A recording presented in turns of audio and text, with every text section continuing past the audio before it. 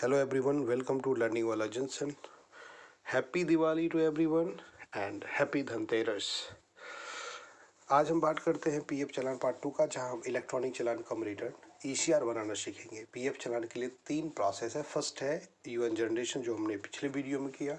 Next है ECR, जो हम अभी करने वाले हैं। और थर्ड है चालान प्रोसेस ऑनलाइन होता है, जो नेक्स्ट वीडियो में करेंगे। तो यदि आप नए हैं तो प्लीज़ चैनल को सब्सक्राइब करिए, वीडियो को लाइक करिए। चलिए शुरू करते हैं इस पूरी प्रोसेस को।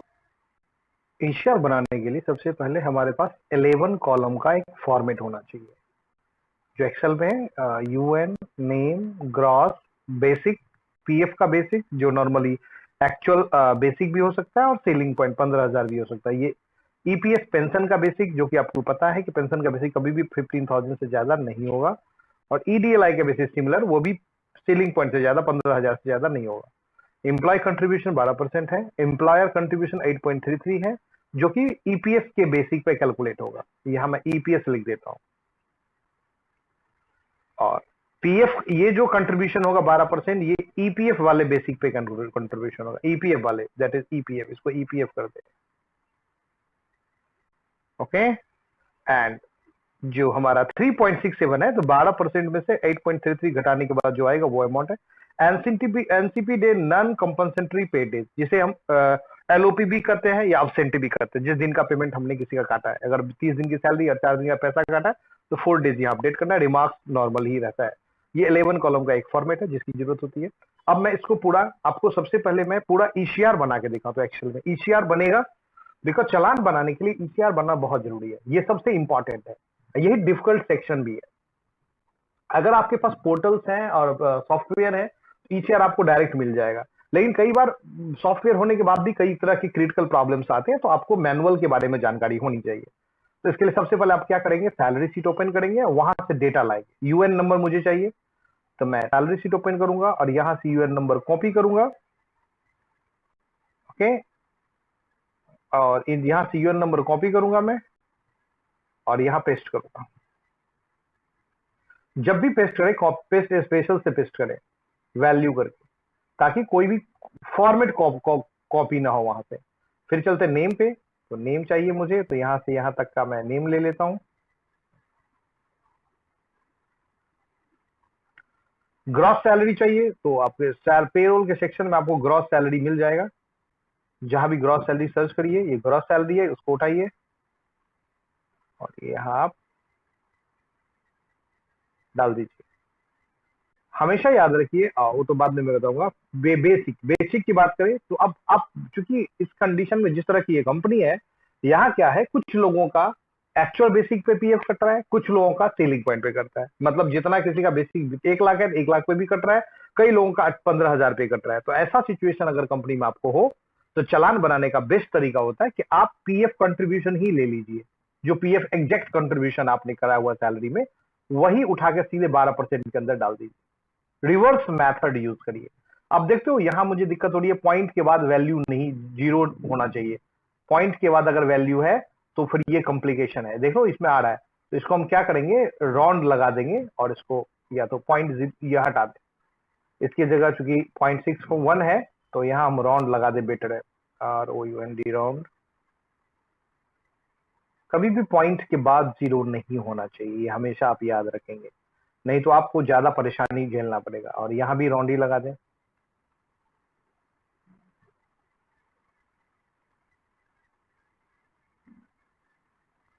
ठीक है, अब जब हमारे पास बेसिक आ गया, तो उस पीएफ आ गया, पीएफ कंट्रीब्यूशन आ गया, तो उसका बेसिक बनाना बड़ा सिंपल है। क्या करना होता है, फॉर्मूला देखिए कितना आसान है। जो पीएफ है उसको मल्टीप्लाई कर दीजिए 100 से और डिवाइड कर दीजिए 12 से, अपने आप बेसिक आ जाएगा। क्या करना है, जो आपका पीएफ कंट्रीब्यूशन है उसको मल्टीप्लाई करिए 100 से, डिवाइड करिए 12 से। देखिए ये पीएफ कंट्रीब्यूशन बेसिक अपने आप आ जाएगा। इसको कॉपी करके आप यहाँ पेस्ट कर दीजिए, अपने आप सबका बेसिक आ गया। अब आप बात करें बेसिक की, तो मैंने बताया था ईपीएस का बेसिक कभी भी 15,000 से ज्यादा नहीं होता है। तो और एक बंदा और छूट गया, इसका भी कर लीजिए ये। ठीक है, 482। अब क्या है, आपको ये पता है कि बेसिक कभी भी 15,000 से ज्यादा नहीं होता ईपीएस का। तो जिसका बेसिक 15,000 से ज्यादा है, आप इफ का फॉर्मूला डालिए, नहीं तो मेरा छोटा सा केस है तो मैनुअली डाल देता हूँ। इन तीनों का जो है वही रहेगा, बिकॉज 15,000 से कम तो रहेगा लेकिन ज्यादा नहीं रह सकता है। यहाँ भी पॉइंट आ रहा है, इसको भी आप राउंड लगा दें, it is very very important. कहीं भी पॉइंट के बाद वैल्यू रहेगा तो आपका चालान नहीं बनेगा, ये सबसे कॉम्प्लिकेशन है, इसलिए आप राउंड का यूज हमेशा करिए।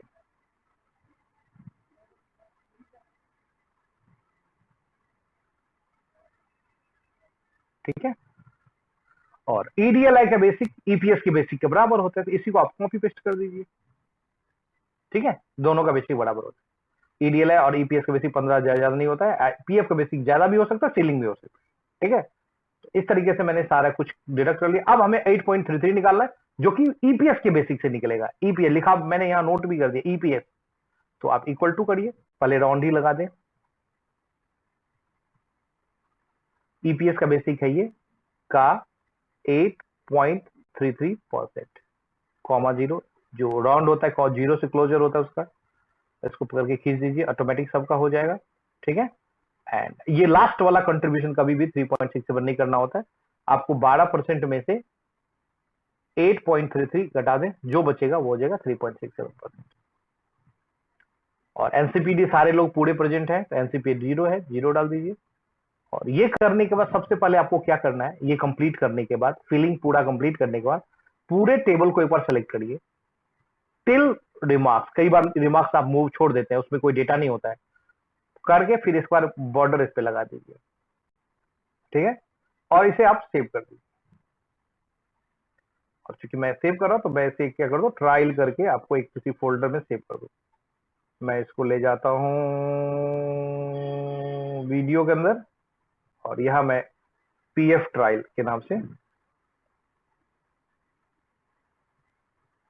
ये फोल्डर बना दिया, और इसके अंदर मैं इसको सेव कर देता हूं, ताकि मैं पूरी प्रोसेस आपको कंप्लीट दिखा सकूं। डन होने के बाद जब आपका ये काम कंप्लीट हो गया, तो क्या करना है, जब आपने ये डेटा फिल कर दिया प्रॉपर, एक बार आपको फिर से चेक कर लेना है कि कहीं भी पॉइंट के बाद, देखो यहां आ रहा है दिस इज ऑल्सो रॉन्ग, यहां जो आ रहा है ये गलत है, यहां भी पॉइंट के बाद 0 आना चाहिए, तो आप यहां राउंड लगा दीजिए।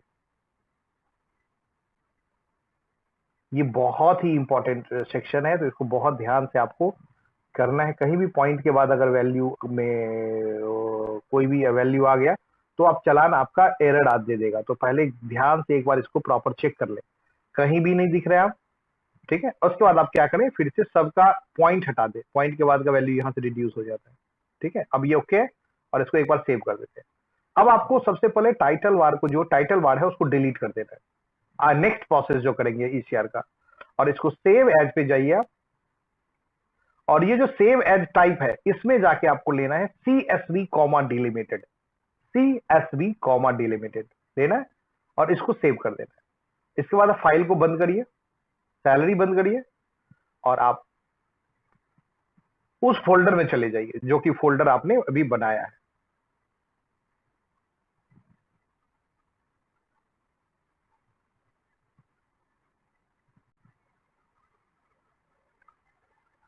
फोल्डर में आके आपको दोनों एक जैसा दिखेगा, लेकिन एक CSV है और एक्सेल है। कैसे दिखेगा, इसके लिए व्यू पे जाके आप इसको थोड़ा बड़ा कर दीजिए, लार्ज कर दीजिए, अब दिखेगा CSV के बीच में A दिखाई देगा। इस पे राइट क्लिक करिए, ये प्रोसेस है, आप इस पे राइट क्लिक करिए, ओपन विद नोटपैड कर दीजिए। नोटपैड में ओपन करने के बाद आप एडिट पे क्लिक करिए, रिप्लेस ऑल पे क्लिक करिए, और व्हाट के जगह पे आपको कॉमा डालना है, और रिप्लेस के जगह पे डालना है हैश अपर एस, इसको सिमिलर टू बोलते हैं, ये जस्ट टैब बटन के ऊपर आता है, उल्टा एस जैसा आता है, और फिर हैश, इससे इसको रिप्लेस कर देना है, कॉमा को, सब जगह ये आ जाएगा। ठीक है, उसके बाद आप देखेंगे लास्ट वाले लाइन में हमारा जो है ये ब्लिंक कर रहा है। क्या ब्लिंक कर रहा है, लास्ट वाले लाइन में भी डेटा दिख रहा है।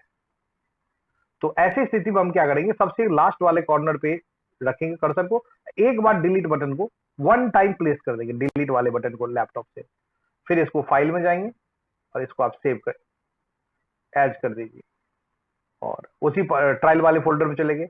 अब यहां ये बहुत इंपॉर्टेंट, क्योंकि यही है ईसीआर, तो इसके नेम में स्पेस भी नहीं होना चाहिए, और साथ में वो स्पेशल कैरेक्टर नहीं होना चाहिए, तो इसको मैं लिखता हूं ECR अगस्त 23। ठीक है, और ये सबसे इंपॉर्टेंट सेक्शन है इनकोडिंग। इनकोडिंग ANSI होना चाहिए। नॉर्मली अगर आप इसको भूल जाओगे तो चालान नहीं बन पाएगा। ANSI करके आप इसको सेव कर दीजिए। इस प्रकार आपने ECR बना लिया। This is all about ECR processing. इस तरह से ECR प्रोसेस होता है। ये ECR है जिसको डायरेक्ट ऑनलाइन डाल के हम चालान बनाएंगे। कैसा लगा आपको ECR बनाना? अब नेक्स्ट वीडियो में डालूंगा चालान बनाने का, जो लाइव सेशन होगा। कैसा लगा आपको ECR बनाना? अगर आपको अच्छा लगा तो प्लीज सब्सक्राइब कर लीजिए चैनल, और बेल आइकन जरूर दबा लीजिए, ताकि अभी जो मैं चालान बनाने का प्रोसेस करूंगा तो आपको रिमाइंडर मिल जाएगा। और 4-5 आने वाले अपकमिंग वीडियोस है जो PF से रिलेटेड है, एम्प्लॉयर PF से रिलेटेड है।